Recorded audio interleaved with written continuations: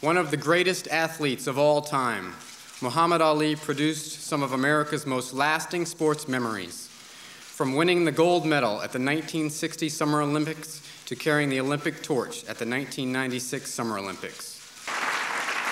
Muhammad Ali was and is one of the larger-than-life heroes and symbols of the last 50 years, and how he's come back in the estimation and eyes of a nation, half of which didn't care for him during the Vietnamese conflict, and become this quasi-sainted figure is one of the most remarkable comebacks of a human being.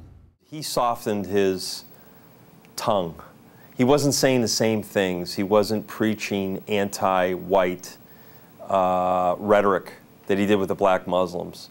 And as he got older, he embraced a different sort of Islam, the traditional Islam, which is peace. He has been an ambassador of peace to several countries in the Middle East. He's tried to act as a go-between between nations. He's helped in any way he could help, because he really is about peace.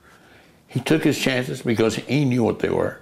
I sat and said, "You're going to die in a bad way, and you're going to have Parkinson's, and you're going to be embarrassed by the end of your life."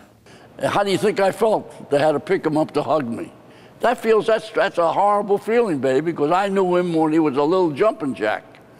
No, but let me tell you about Muhammad. He's a happy individual. He shows it. But while people might feel sorry for him, Ali does not feel sorry for himself. Once told me, if it weren't for boxing, he'd still be a house painter.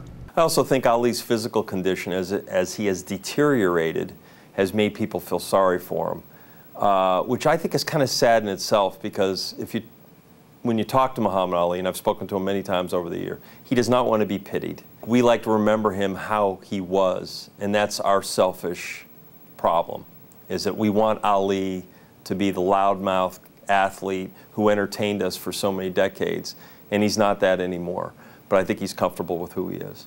How can you feel sorry for him? He had a lifetime of glorious, he was the top of the world. He was the biggest person on the globe. He is a beloved figure. He can do anything he puts his mind to, because he could have dropped it. But you see, it's Ali. Ali says, "Oh, I can do that." And he does it. It's what I call Ali's luck. He had it in boxing all the time. Just when you thought he couldn't go any further, he did.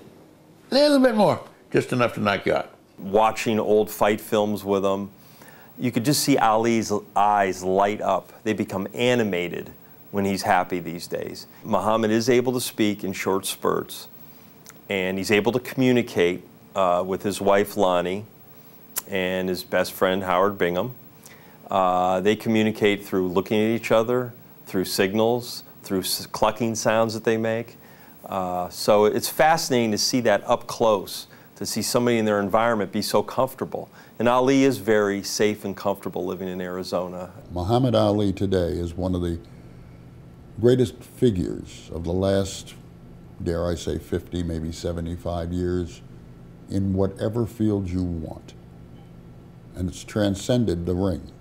Those four squares do not contain his legacy anymore. It's worldwide. And that's because it is Muhammad Ali, and you can underline those last two words, Muhammad Ali. He's become an international monument to persevering, to standing up for what he wanted and did and believed, and for how he conducts himself today in spite of his maladies. Muhammad Ali is bigger than life, and he's given all of us that.